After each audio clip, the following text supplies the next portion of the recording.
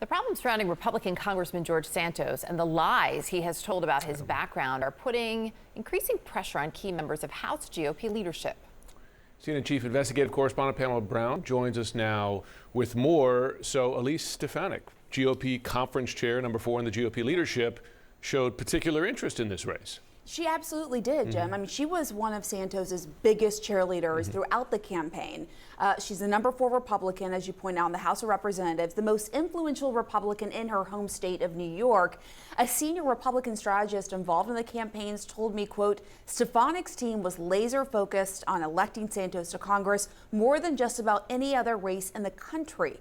Now, Stefanik insists she didn't know about Santos's pattern of deception until the New York Times revealed he made up stories about his past, including lies about his school, jobs, and family history. But throughout the Santos campaign, Stefanik was a significant supporter. We talked to several people who donated to Santos's campaign, including one man who gave tens of thousands of dollars, who said Stefanik's support influenced them to donate. They wouldn't have without Stefanik. Stefanik endorsed Santos early in his campaign, more than a year before the election, and her tweet included a link to a fundraising page that would benefit both her and Santos. And then she later tweeted that a lunch event raised over $100,000 to help George flip New York District 3, as you see. So one donor who was at that lunch told CNN the only reason they donated was because of Stefanik, and Santos himself understood the power of Stefanik's endorsement as well. He used a photo of the two of them as the banner image for his Twitter page up until last week.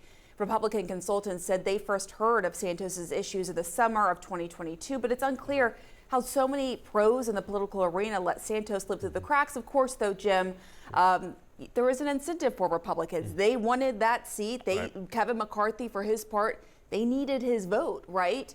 Kevin McCarthy, who said he always knew there were concerns with his resume, hosted a fundraising breakfast for him on October 3rd. Well, that's the thing. As you say, they knew or at least got signals about this months before the election. Yeah. Yeah, and I guess, Pamela, the concern, too, here is she's a very powerful New York Republican, as we know. Elise Stefanik has endorsed a number of candidates. This one, though, understandably different because of what appear to be so many red flags that were missed. Exactly. So many red flags. And I think also, she was involved in a lot of different races, but in this case, she didn't just endorse and help fundraise for Santos. According to the sources we've been speaking with, one of her top aides was actually advising his campaign. We should note there's no record. It was in an official capacity, but we're told he even helped Santos hire people. So when we asked Stefanik for comment, her spokesperson said no one from her team worked or advised Santos, and they sent us this statement that reads in part, Congresswoman Stefanik supported all GOP nominees in targeted New York seats, just like every other New York Republican elected official and the entire House Republican leadership team. Pamela Brown, fascinating stuff. Thanks so much. Thank you. Squeeze and shame. That is how the White House is planning to target 18 House Republicans from districts where voters supported President Biden over former President Trump in 2020. For Biden and House Democratic leaders, they believe this is the pathway back to a majority in 2024. CNN's Isaac Dover joins us with this reporting. Isaac, what did you find as you were talking to these White House officials, these Biden allies, about how they plan to try to get these districts blue again? Well, look, this is starting to think forward to November, Caitlin, and starting to think about how they can offer carrots, like maybe invitations to the president's box at the Kennedy Center, or sticks, like if they don't work with the White House on what they want, flying the president on Air Force One, trying to do campaign events or rallies in the districts.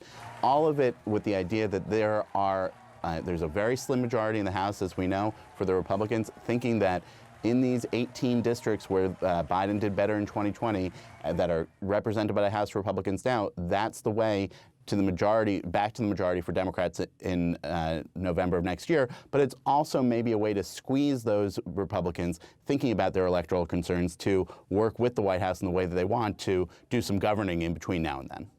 Yeah, well, I thought this quote that you have in your story from Mike Lawler, who we've had on this program before, that Republican here in New York, he said, about speaking about these efforts from the White House, aren't they going to work to get us to lose next November no matter what?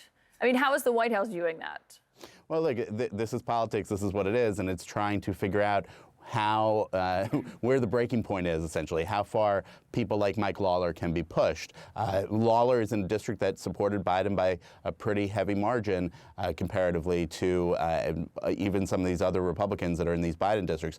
You also have 5 other Republicans in New York, 6 in California that the White House and House Democrats are looking at. Of course, one of those seats in New York is George Santos's district. That district went for Biden by the highest margin of a district that is currently represented by a Republican, that district in Long Island. And there is a sense that maybe that race could be coming up soon if there's a special election for his seat, if something happens there. Of course, we don't know where that's going at this point.